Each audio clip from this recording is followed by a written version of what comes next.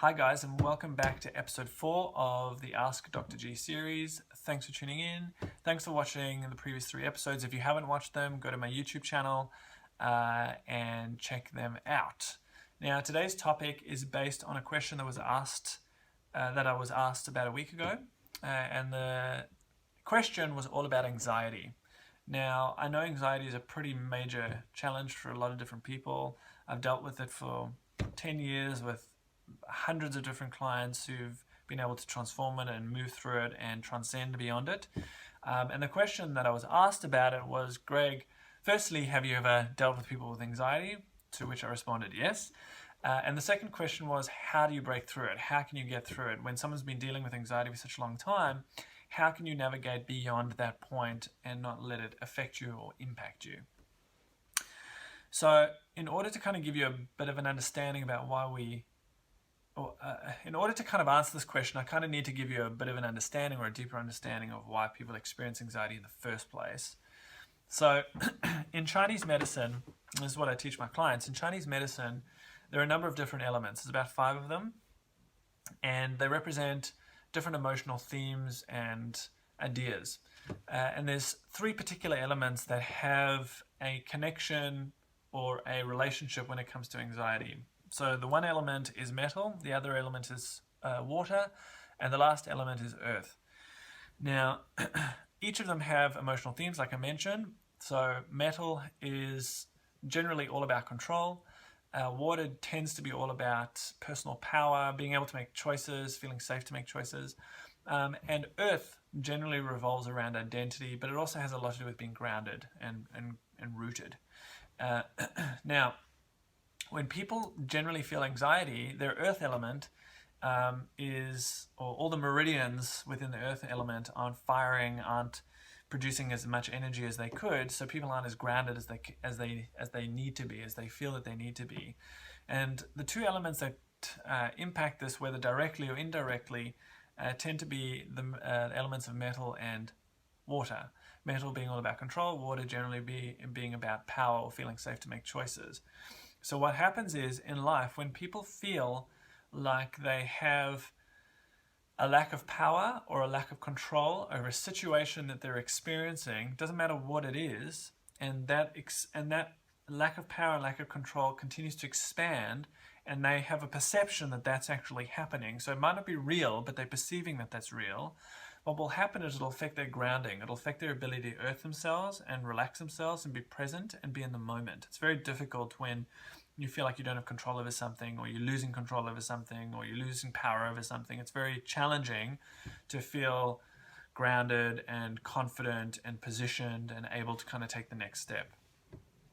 So that's generally the reasons why, very simply, that's generally the reasons why people tend to experience anxiety. So the question I was asked is, well, how do you break through anxiety? Well, in order to break through anxiety, it's not about being able to have control over the things outside of us, which is what a lot of people with anxiety want. They want to be in control of the external thing that they're being affected by or impacted by, whether it's a person or an object or God or whatever it might be. They want to change the external thing, and their inability to be able to do that leaves them with a sense of anxiety because they can't change the situation that they're in as a result of that.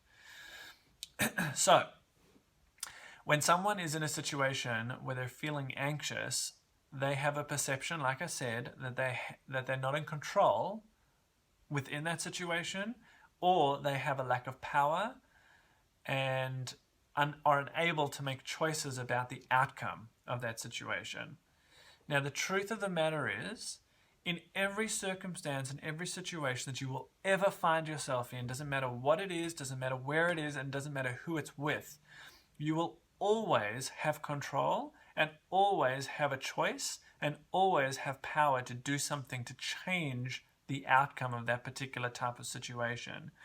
You may not necessarily be able to change the external thing, but you can change the outcome of it in terms of how you respond to it, how you react to it, and how you handle it. That you can change. You can affect an outcome to some degree by changing your approach and changing your reaction to whatever it is that you're experiencing in any given moment. So is it possible to transcend anxiety and transform anxiety? Absolutely. Do you necessarily need medication in order to do so? In some occasions, maybe so, but from my experience, I don't necessarily think that would be the first port of call. So I don't necessarily think it's always the option, but I do believe that in some cases it is an essential priority, especially in very acute cases, which is necessary to kind of help a person calm themselves down, in which case then working through it in a different way may be a much more powerful long-term approach in terms of transcending it and transforming it. But yes, anxiety can totally be transformed. It can totally be transcended. Truthfully, with most cases of anxiety that I've ever seen, from like very mild to extreme, it's truthfully just a change of perspective and taking a slightly different action in those types of situations if and when they occur again.